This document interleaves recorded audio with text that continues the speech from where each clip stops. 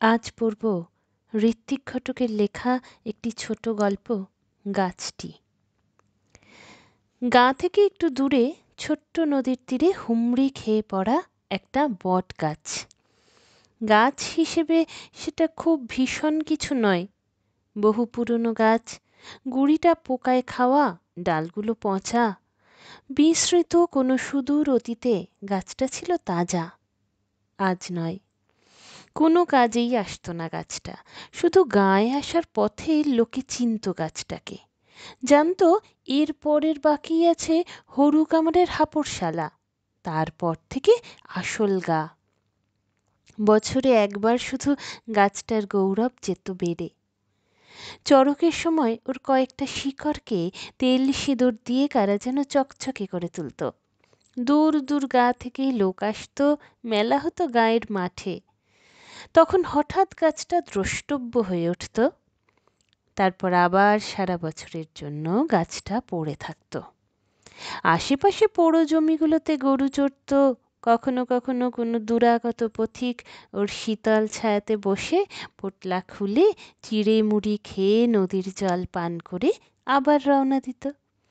জ্যোৎস্না রাতে গাছটি একাকী বিশাল মাঠের ধারে আপন আঙিনায় অপরূপ আলো আঁধারি সৃষ্টি করে হুমড়ি খেয়ে পরিবর্তনশীল নদীর জলে কি যেন রহস্যের স্বপ্ন দেখত। 6টা ঋতুর গাছটার মাথার উপর দিয়ে বয়ে যেত সমানে। নদী দিয়ে নৌকো যেত, ছইয়ের ফাঁক দিয়ে ছোট ছোট মুখ অসীম কৌতূহলের সঙ্গে চেয়ে থাকতো ওর দিকে। ছোট ছেলেদের আড্ডা ছিল এই গাছতলাটায়। বাঁকা গাছের শাখায় শাখায় ছেলেরা খেলা করত, ডাল থেকে নদীতে ঝাঁপ দিত, স্কুল পালিয়ে বসে থাকত। গায়ের লোকেরা ছোটবেলা থেকে গাছটার কাছে আসতো।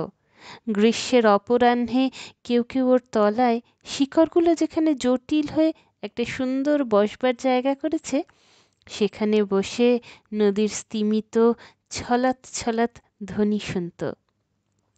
ওখানকার জেলেরা জানতো ওর তলায় পাড়ের শিকড়ের ফাঁকে ফাঁকে মাছ পাওয়া যায়, বহু ছোট বড় মাছ। তাদের ছেলেরা তাই স্নান করতে এসে গামছা ফেলে ধরত মাছ। জাল ফেললেও অনেক মাছ উঠত। বুড়ো লোকেরাও একে চিনত। তারা গুঁড়িতে ঠেস দিয়ে দেখত ছেলেদের খেলা, জেলেদের মাছ ধরা, আর নিজেদের মনে মাথা নাড়ত।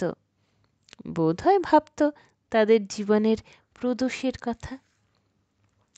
কিন্তু তারা নিজেরাই জানতো না তাদের মনে এই বুড়ো বটের জায়গাটা কত বড়। তারা ভাবত এটা শুধু বুড়ো শিবের বট, এটা এখানেই চিরকাল ছিল, চিরকাল থাকবে। এটা নিতান্তই ছিল হাড়ু খুড়ার মোড় পাড়াইয়া বুইরা শিবের বট, এবং যতদূর সম্ভব ওটা এখানেই থাকতো আরও কয়েক পুরুষ ধরে, আর আশ্রয় দিত আরও কত অনাগত পথিককে। কিন্তু অকস্মাৎ একদিন কোনো খবর না দিয়েই সরকারি নতুন পরিকল্পনা এসে উপস্থিত হলো। বর্তমান সেচ ব্যবস্থার নতুন পরিকল্পনা অনুসারে আমাদের নদীকে বড় করে বহতা করা হবে। অতএব একদিন বহু সারা শব্দ করে নিদারুণ আপত্তির সঙ্গে বুড়ো শিবের বট মাটিতে পড়ল। নদীর 2 পাড় সমান করে কেটে প্রাচীন নদীকে নয়া ঢঙে খালে পরিণত করা হলো। সমস্ত গা একদিনে জেগে উঠল। তারা গাছটার মূল্য বুঝতে পেরেছে। প্রত্যেকের মনেই এলো আলোড়ন। তারা মুখ ফুটে জানালো আপত্তি, কিন্তু তাদের আপত্তি ওই বিড়বিড় করে বকার মধ্যেই সীমাবদ্ধ থাকলো। গাছটা পড়লই। তারপর গায়ের লোক ধীরে ধীরে ভুলে যেতে লাগলো বটটাকে।